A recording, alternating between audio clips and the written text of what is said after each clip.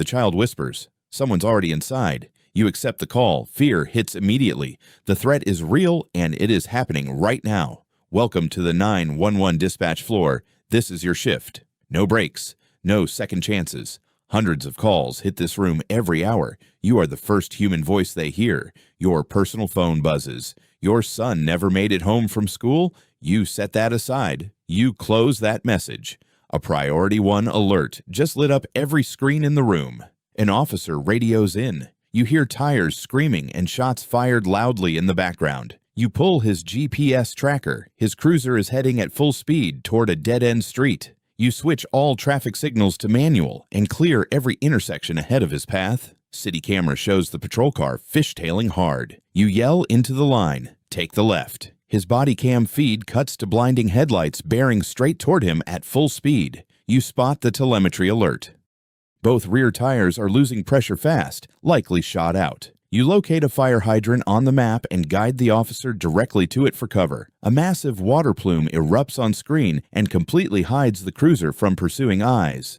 New call. A man stands on a downtown rooftop ledge. Wind howls hard through the phone line. You push the keyboard aside and drop your voice low. Classic crisis technique. It works. He starts screaming. You knock your pen off the desk. The sharp sound breaks his spiral cold. While he resets, you search his social profiles and find a photo, his dog and young daughter. You describe what you see through the street camera. Red jacket. You are not alone out there. He goes quiet. One sharp exhale. That silence tells you he is still on your line. On the secondary monitor, you watch the tactical team moving in silently from behind him. They pull him back from the ledge. You close your eyes and breathe out for a beat. The whole dispatch center suddenly loses power. Emergency backup lamps flicker on, dim and orange. Every monitor goes black at once. The only sound left is static bleeding through your headset. You pull out a Paper City map from the bottom drawer, stained with old coffee rings. Active call. A pregnant woman is alone in a stalled elevator, contractions 2 minutes apart. You clench a flashlight in your teeth and dig through the archive for the building floor plan. You coach her husband by sound alone. Count seconds between contractions and tell me now. The backup server starts smoking. You slam it hard, and somehow the cooling fan kicks back on. A baby's first cry fills your headset in the pitch-black room. You sit completely still. The weather radar refreshes. A confirmed tornado has just touched down in a residential area. A call connects from the impact zone. The line drowns in roaring wind and shattering glass. You shout through the noise, "Get to your basement now."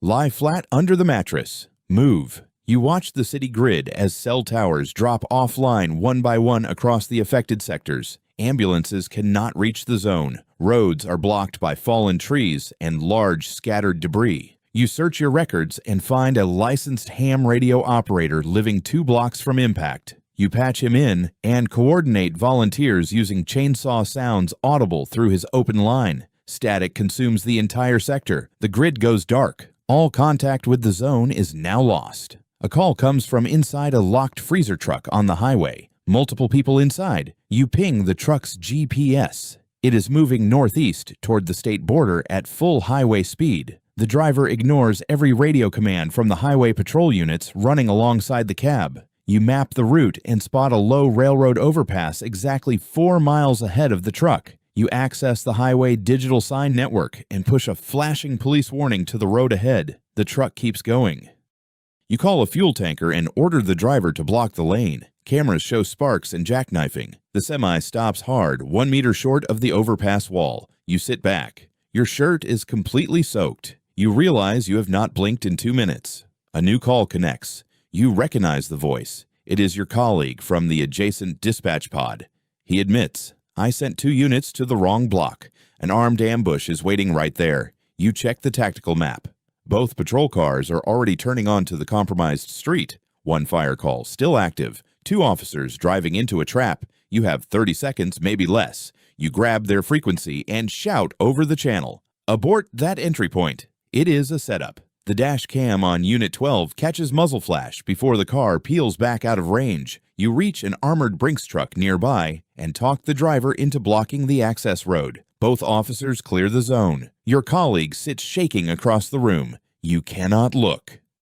A cyber attack hits the city grid. Every downtown traffic signal switches to full green at once. The city audio feed becomes a wall of horns, skidding tires, and crumpling metal everywhere. You stand and kick your chair back. You need full screen access and every second to react. On the inbound queue, you see your wife's cell number. She is calling 911 from the city. You hold for 1 full second, then you route her call to the operator right beside you. 3 keyboards. Your hands fly across all of them, triaging units and rerouting every resource. A critical alert fires. Secure data link to Mercy General Hospital has been completely severed. You grab your personal cell and start dictating triage protocols directly to the ER charge nurse. You pull up the live traffic feed. 47 collisions reported in the last 3 minutes. You reroute every available unit across all 6 city sectors at the same time without hesitation. A school bus driver radios in.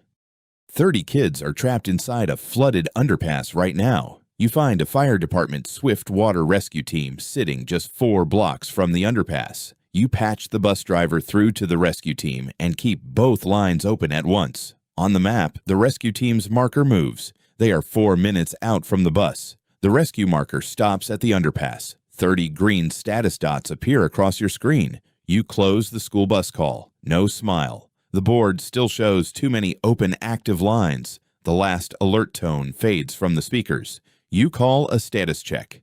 Every field unit responds. You pull the headset off slowly. Deep red marks are pressed into both sides of your skull. You find your wife's entry on the closed call log. The status field reads one word: saved. You go to the restroom and hold your face under ice-cold water for a very long time. You check the mirror. A streak of white has appeared in your hair since this morning started. You return to your station. Someone left candy on your keyboard. The night crew is already in. You step outside. Light drizzle hits the parking lot. The air smells like wet pavement. People walk past you laughing, scrolling phones with no idea what almost hit this city tonight. You board the city bus and sit down next to a teenager lost inside oversized headphones. You catch a faint tone leaking from his earbuds. Your hand twitches toward your hip.